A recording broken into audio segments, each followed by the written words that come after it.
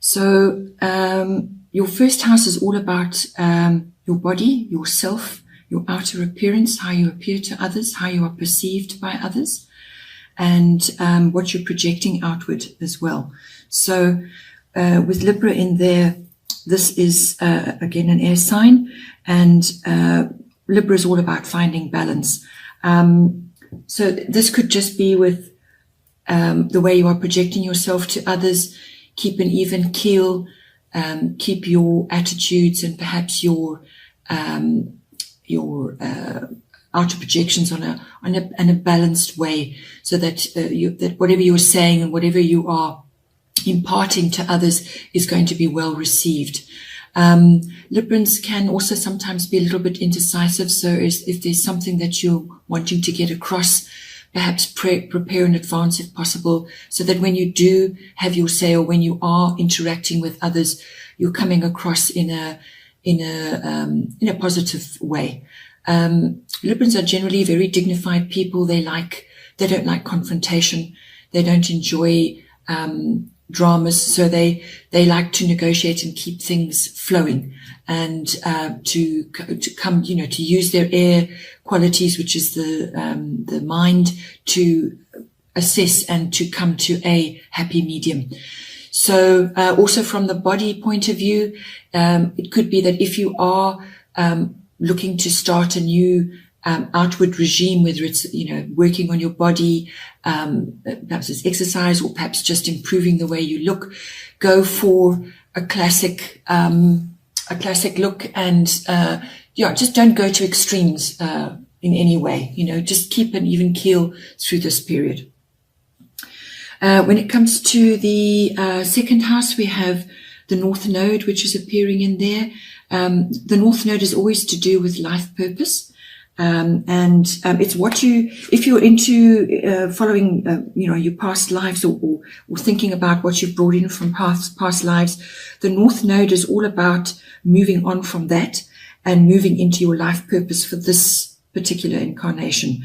So you use the South Node to give you your foundation, to see what it is that you are bringing in with you. So if it could be hidden talents, it could be some kind of ability that is now starting to surface.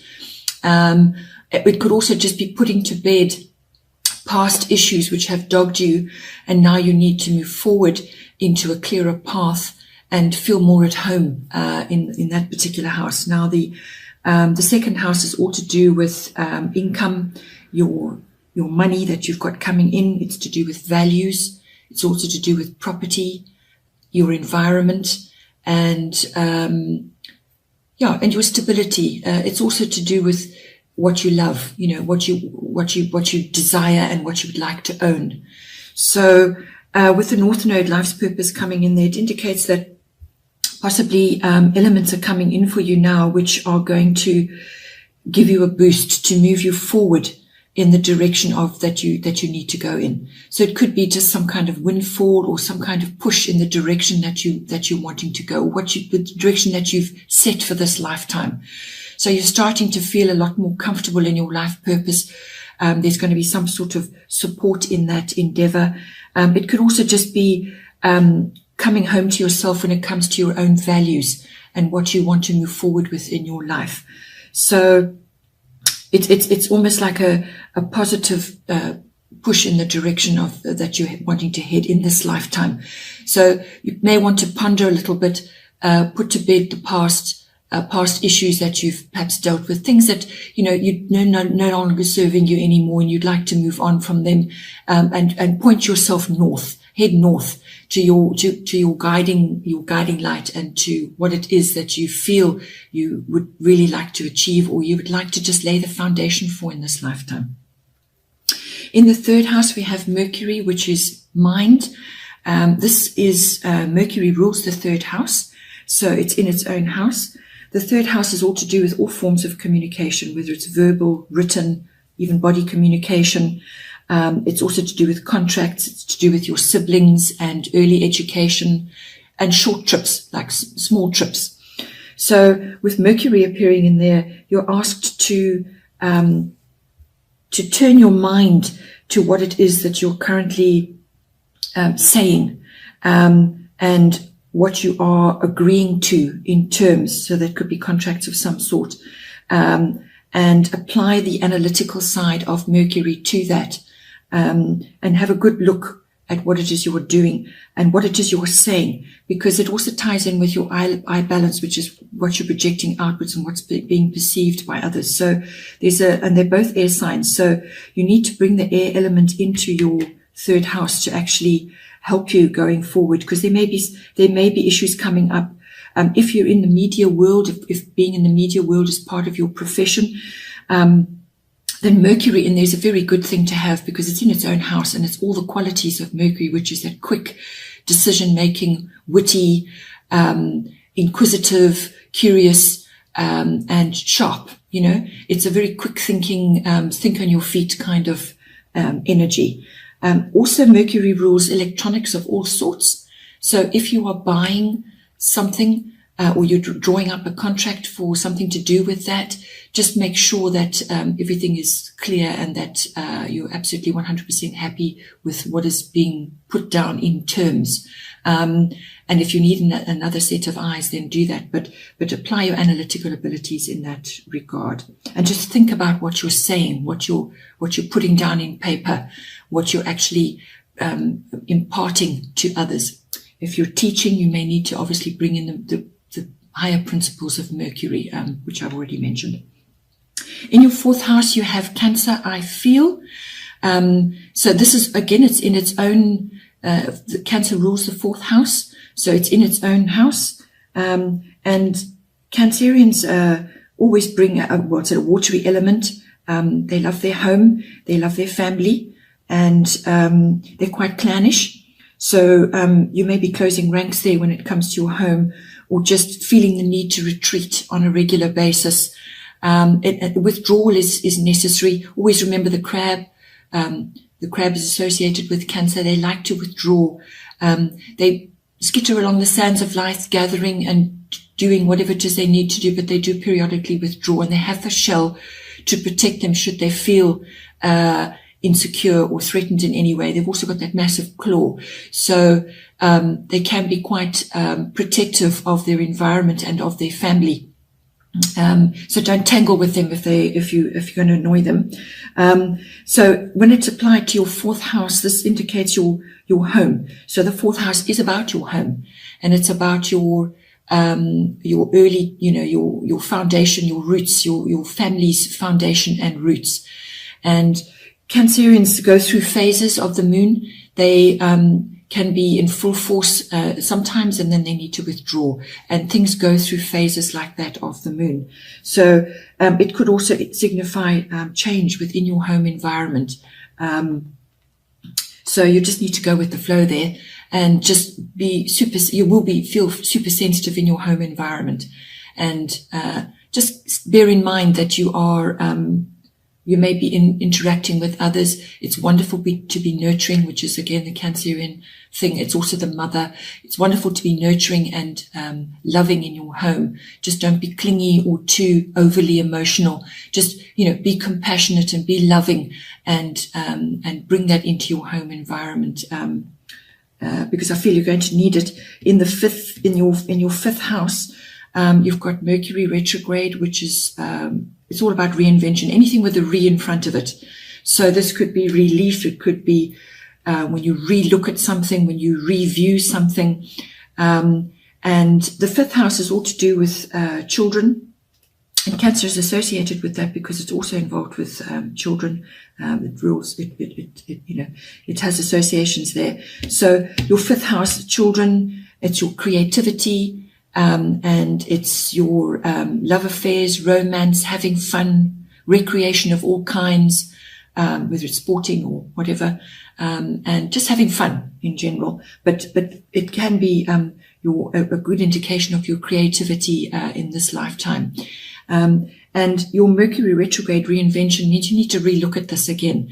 There's something that's coming up in your fifth house, which is requiring some contemplation to figure out what is working, what is not working, what perhaps need to be tweaked. If it's to do with your children, one or more of your children may be going through a phase of reinvention where they are changing how they are moving forward in the world. So you're going to be having that in your fifth house. If it's a creative project, you're going to be perhaps may have to redo something, but whatever it is that you're going to be redoing, it's giving you an opportunity to look at it again and to move forward with the revised version. And if it's your child that's having a reinvention, to support them through that. Maybe a little bit tricky in sort of in the beginning stages, because basically there's change going on. There's a little bit of turmoil, and you may need to support them through that. And that's why I feel the Cancer for your home environment may be coming in there, where you will be super sensitive to what's going on, but just to stay balanced at all times. And yeah, and if it's a romance that you're undergoing, you may have somebody coming in that you've known before, or it's the second time around, or however, but it's somebody that's coming in again, or somebody that you are entering into a love affair with, or having a romantic liaison with, that you may have been with before, whether this is this lifetime or before, but basically I feel it could be just from this lifetime, somebody's coming back in, or it could just be you seeing others again, that you have known before. Then in the sixth house we have Leo, which is appearing there, and Leo is a very strong sign. It's a sign of strength and honor, and it's also the sign of warmth and enjoying being in the spotlight. Leos love being in the spotlight, and very creative sign, and very outgoing, very attractive, and just a very uplifting energy to be around. So now it's appearing in your sixth house, which is all to do with your work projects, your routines, your daily routines, your work colleagues, your workplace, any projects that you're working on. It could be multiple projects that you're working on. And it can also indicate it's to do with your health, your physical health, and also to do with pets. So you may, in this one of those environments, you may be encountering Leo type people. So they're going to basically bowl you over. They're very, they project warmth and sunniness. So they're going to, they enjoy being in the spotlight. So you're going to have to learn to work with those energies. It also could just be that your workplace is going through a sort of an uplifting vibe, and whatever work it is that you're doing, if you're a sole worker and if you work independently on your own, you're going to be bringing that creative side into your projects, which is great. And you may be, whatever it is you're working on, may be in the spotlight of some, or the spotlight's either going to be on you or it's going to be on your work project. It's a very, as I said, a very abundant energy to have. It can also, going the other way, it can also be a little bit arrogant and egotistical. If you're looking at from a health point of view, possibly something there. Leo always rules the heart, the circulatory system, so it could be something in there that you're needing to address or to look at. It's